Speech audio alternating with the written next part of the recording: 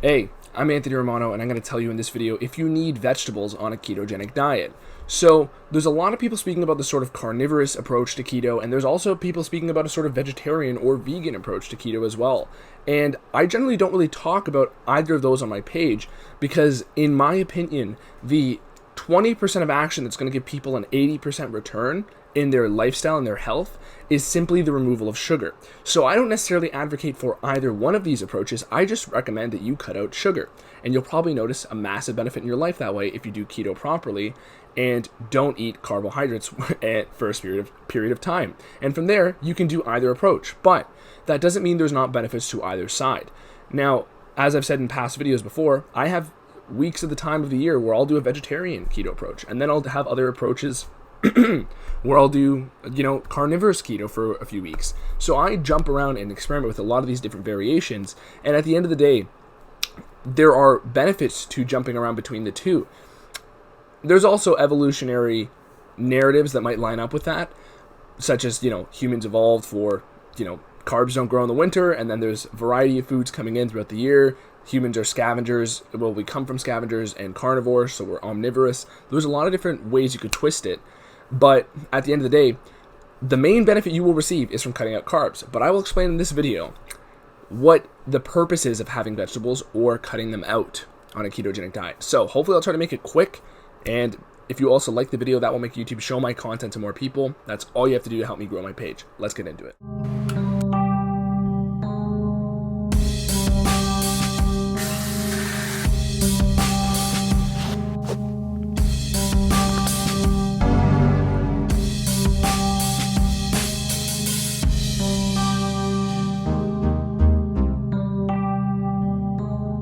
So, for starters, let's get into some of the benefits that vegetables offer and the ones that they don't offer.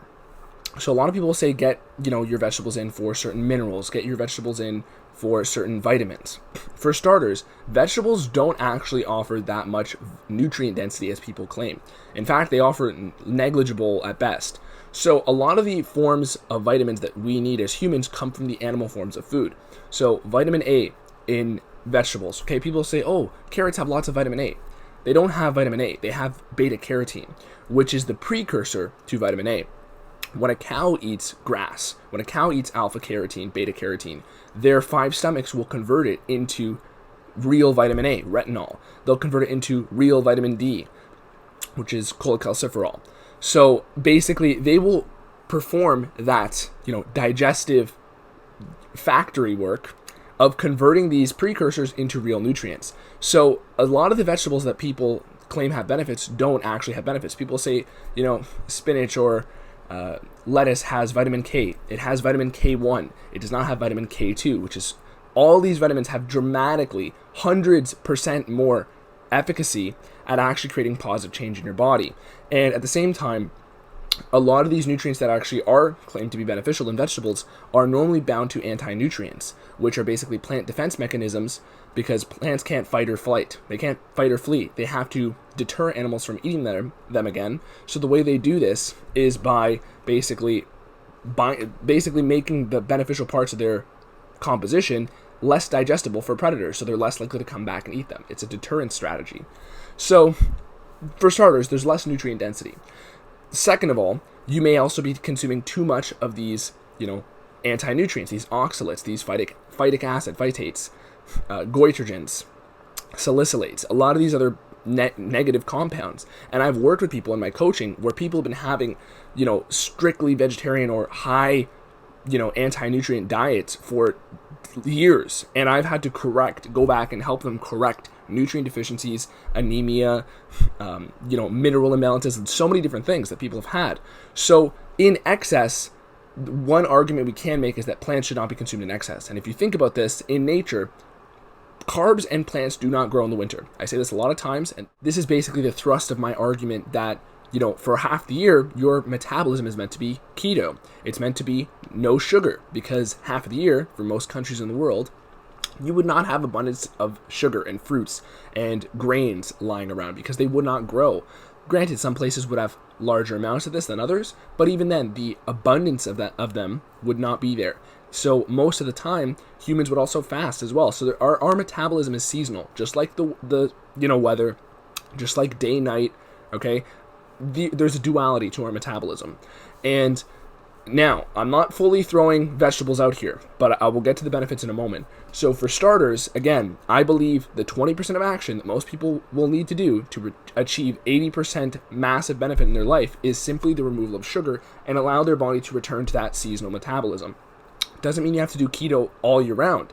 It simply means that, for parts of the year, your body is meant to hop into a keto metabolism for various reasons. Your body can clear out toxins better. It can repair your brain better. There's so many different things, and I've seen this in my work with my clients. But at the same time, let's get into some of the benefits of these plants and vegetables. So for a lot of people, fiber can be beneficial. However, it's not essential. But the actual really beneficial part of the fiber is the prebiotic fiber. So from vegetables, prebiotic fiber is basically the part of the insoluble fiber that is fed to your gut bacteria, and that basically helps the good bacteria thrive and the bad bacteria die. So when we're looking at the prebiotic fiber, this is feeding your probiotics. That's why it is prebiotic.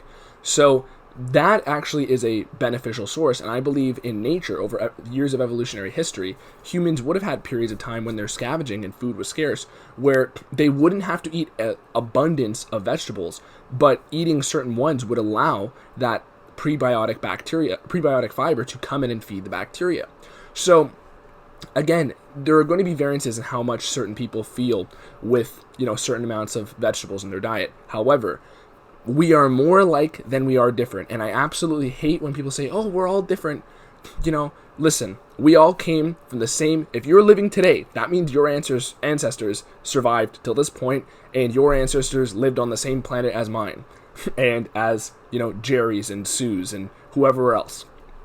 If carbs do not grow in the winter, we all have the same metabolism. We all have the same digestive system. We all have the same organs, and they all work the same way. Granted, there are going to be individual variances as far as little nuances to every person. I'm not ruling that out. And if you've ever worked with me as one of my clients, you know that I try to take things very individually, and I make people get mineral tests. I make people get so many different tests sometimes. So blood work, lots of different things. There's lots of nuances to people's individual health. However, we're more alike than we are different.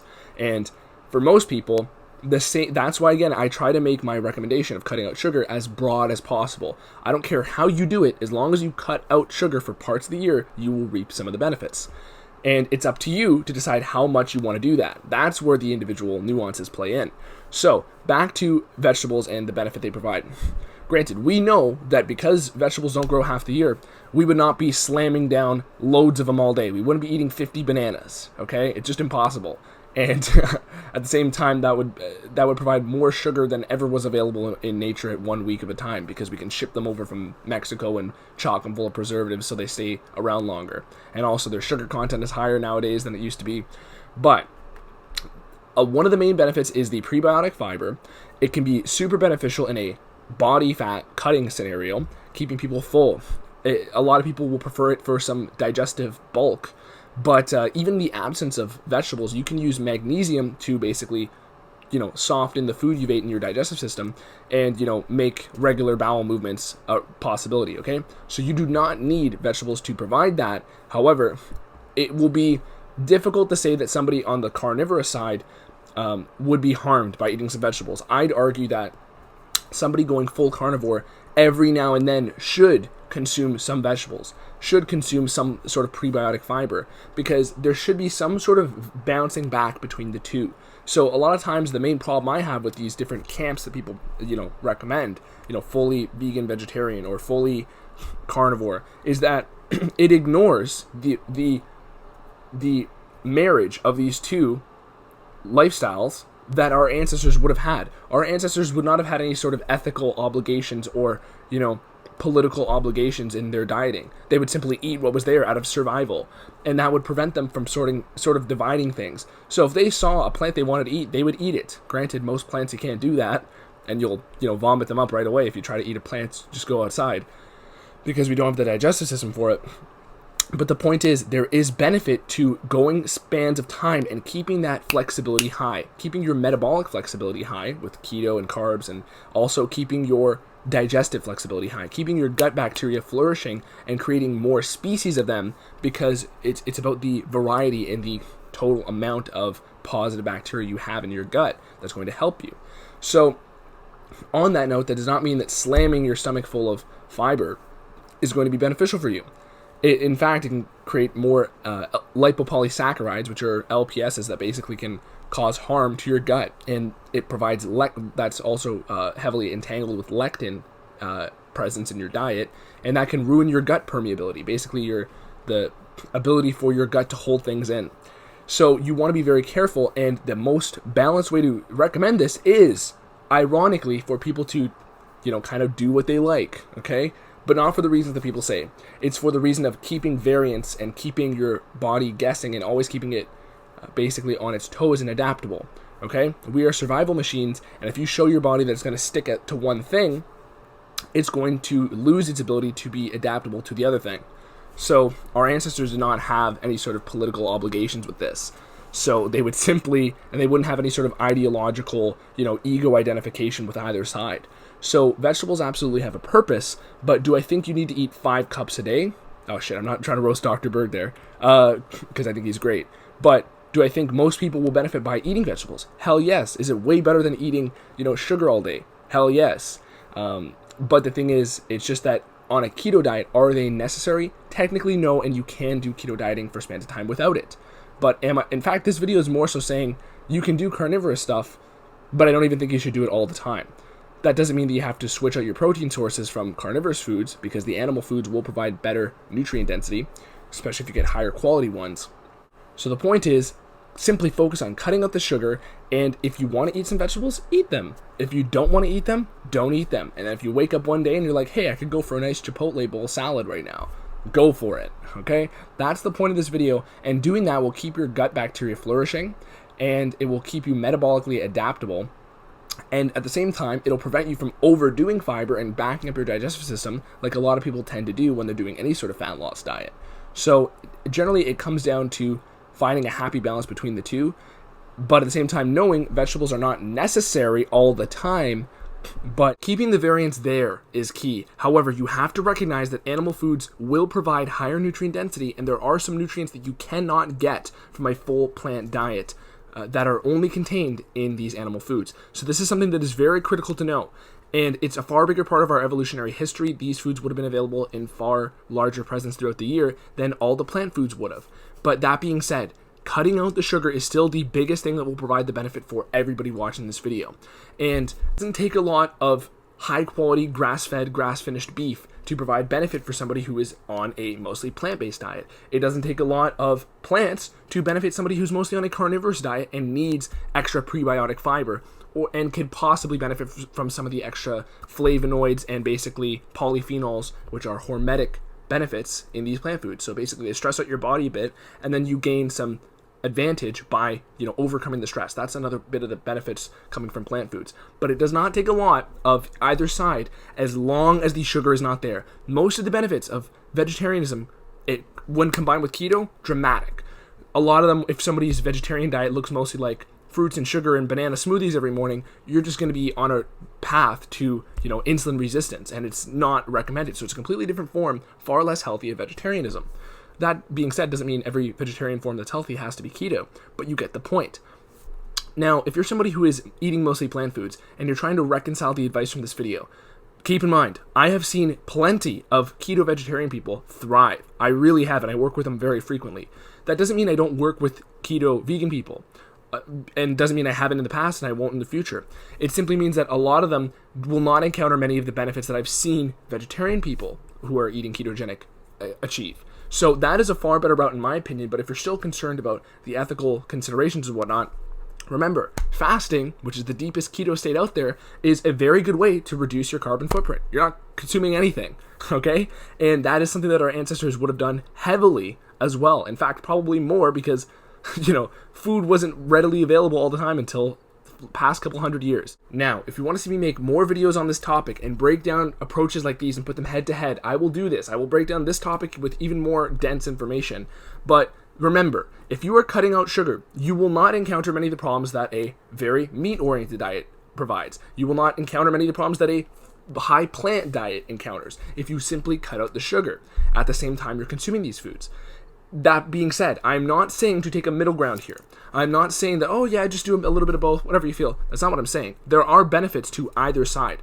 The animal foods are far more nutrient dense, and for some people, they have to have them in their entirety because they have to clear out oxalate, years of anemia, and other problems that were encountered from previous years of fully plant dieting.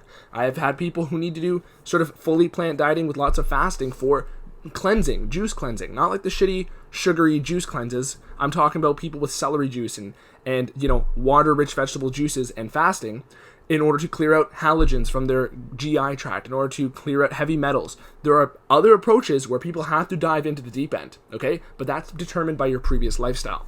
However, what I am saying is if you cut out sugar, you will probably not run into many of these problems at the same time you're consuming either sort of diet. And from there, be open-minded to the fact that, hey, I might have to do some weeks of vegetarian type dieting. Or I wouldn't say plant-based unless you have to do some sort of cleansing, fully vegan type thing. And I wouldn't say you have to do fully carnivore unless you have some other underlying autoimmune disorder or something of that nature. There are reasons to dive into the deep into the pool, but this video is talking about the general population here and what is more healthy, okay? And what you have to know about each type of food here, and generally doing it keto is going to make it a lot more nutritionally beneficial for you. So that is it for this video. I hope you enjoyed it. If you did, please like it and subscribe and follow me on Instagram. And check out my website for programs, books, everything that's dropping soon, and coaching, consults, things like that. And also leave me some questions in the comments. I'll do my best to get back to you, especially if I didn't fully flesh out something you're concerned about in this video. Remember, the most important thing is cut out sugar for parts of your life every year, and you will reap the benefits. How you do it is up to you. Okay? Like I said, there are better ways to do it, and there are wrong ways to do it, but we're more alike than we are different.